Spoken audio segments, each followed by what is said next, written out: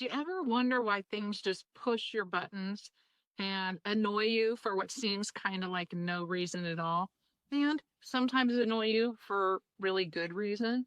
Well, we all have triggers, and that happens to all of us because what triggers do is they activate our stress response system. And we did get a little neurobiological with you for a bit, but break it down so it's simple to understand. Our brain is in service of survival. Our brain, we use our brain to protect ourselves. It tells us things to do in order to stay safe. And so triggers, especially triggers from trauma, previous trauma, help us to remember in our brain, hey, that was important. You better pay attention.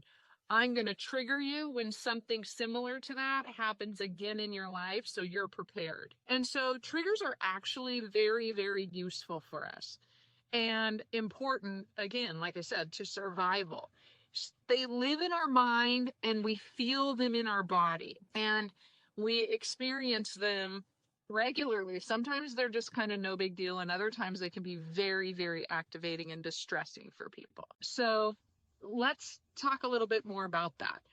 A trigger is something that can happen in a lot of different ways. So we could have a sensory trigger where somebody comes and they maybe like brush our arm a certain way and it activates us for some reason. And we have an emotional reaction to that because it activates something within our brain called the limbic system. There's a whole system deep inside our brain that says, okay, we're your emotional response system. We're really old and we've been with you since the very beginning of your life, and we remember things.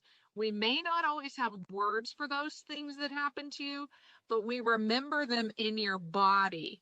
And so when we remember things in our body, when somebody touches us a certain way, it activates us and it reminds us of what that touch meant.